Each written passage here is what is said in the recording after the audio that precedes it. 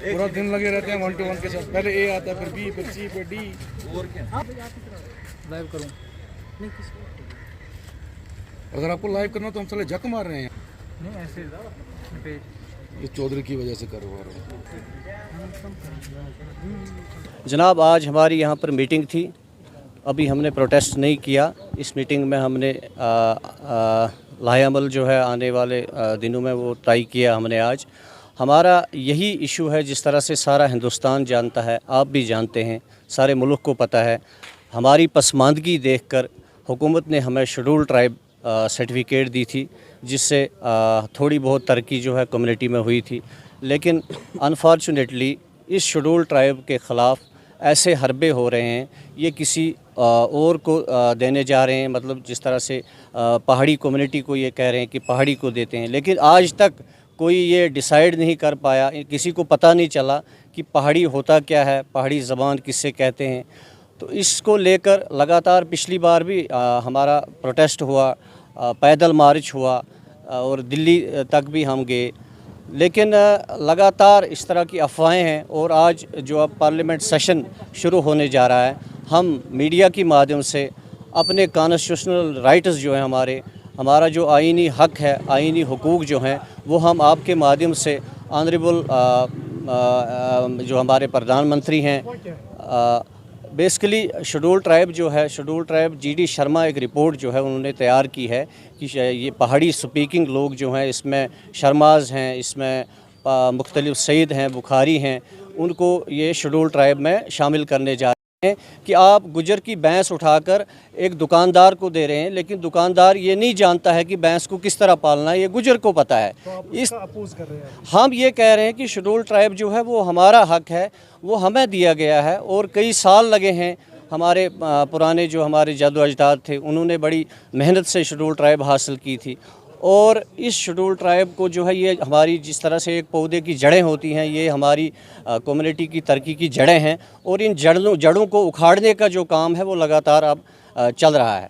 तो इस चीज़ को लेकर हम जो है पिछले 6-7 महीने से लगातार हुकूमत से ये दरख्वास्त करते आ रहे हैं कि ये हमारा हक है, हमारा हक है, ये आप किसी और को मत दीजिए। अगर आपने किसी और को कोई और चीज़ देनी है तो आप बेशक दें, लेकिन शेड्यूल ट्राइब के बगैर आपके पास OBC है, या जो कम्युनिटी, जो तबका ऑलरेडी 5-6 जो हैं रिज़र्व, मतलब जिस तरह से रिज़र्व कैटेगरीज़ हैं, उसमें वो आते हैं, उनको वो PSP को बहुत यानी 4% है, उसको बढ़ाकर 8% कीजिए, या OBC में आप उनको कुछ दे दीजिए।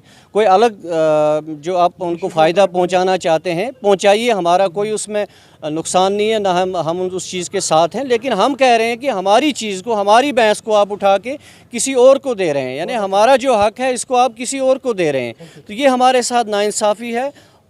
तो शुक्रिया।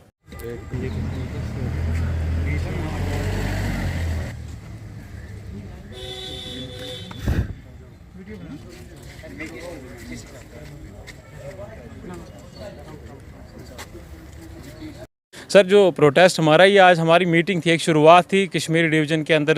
जो हमारे social activist, tribal activist Chaudhary Zahid Parvaz sahab और हमारे चौधरी मुश्ताक बड़गामी साहब और दीगर साथी जो आपने यहाँ पे देखे हमारे साथ।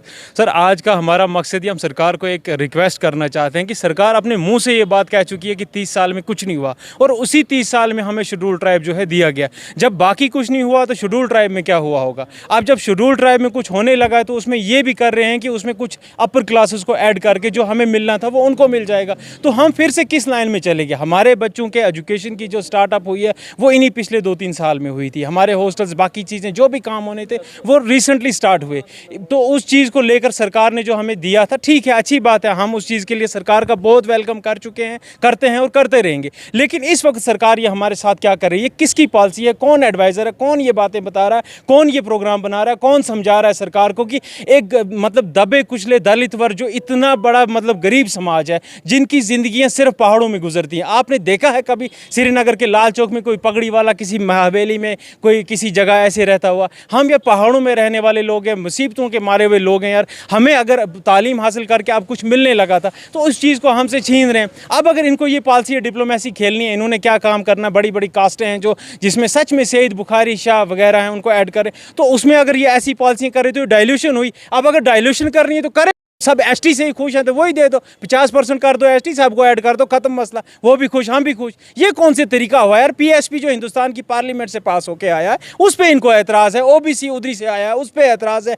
ईडब्ल्यूएस वहीं से इंप्लीमेंट हो गया है, इन्हीं हमारे 543 एमपीज़ जो हैं इनके वोट से आया, हमारी ऑनरेबल प्रेसिडेंट ने इसको पास किया है, ऑनरेबल प्राइम मिनिस्टर की सजेशंस है, ऑनरेबल होम मिनिस्टर के सजेशंस है। जब उन चीज़ों के ऊपर इनको एतराज़ है, शेड्यूल ट्राइब ही क्यों एक टारगेट हो रहा है इस वक्त? ये हो गया ना किसी एक कम्युनिटी के साथ जेलेसी है कि ये लोग डेवलप क्यों हो रहे हैं, हमारे डेवलपमेंट के साथ इतना क्यों है और इतनी बड़ी साजिशें क्यों की जा रही है, हमें क्यों कमज़ोर किया, हमारे टांगे क्यों काटी जा रही है? क्या सरकार को ये चीज़ें नहीं दिखती? क्या सरकार चाहती है कि हम लोग फिर पीछे हो जाए? अगर उनका यही पॉलिसी है, यही डेवलपमेंट है तो ठीक है, अपने इकदाम उठाए, हमारे पास क्या, हम कर भी क्या सकते हैं? हमें सिर्फ बात बता रहे हैं, कोई सुनता नहीं है, सुनने वाला है नहीं शायद। अगर सुनने वाला होता तो हम इससे पहले कितनी बार सड़कों पर आए थे, तो हमारा काम नहीं होता। अब हमें मजबूर करेंगे ये लोग सड़कों पर, फिर वो अपनी लाठियाँ शाठियाँ वो अपनी वो लेकर उतर आएंगे। हमने यार जंगलों में बालू वालों को भी ठीक करके रख दिया, तो ये लोग जब हमारे साथ छेड़खानियां करेंगे तो हमने वो काम करना है, हम उतरेंगे फिर चाहे हम मरें या ये मरे, फिर और क्या कर सकते हैं? हमारे बच्चों का सवाल है, हमारे फ्यूचर जनरेशन का सवाल है, हम क्या करेंगे जी? 30 साल में हमारा कुछ नहीं हुआ, अब 10 साल में कुछ होता, 15 साल में कुछ होता, हमारे सामने हकदार शरीकदार ला के रख दिए, अब वो ले जाएंगे तो हम कहाँ जाएंगे?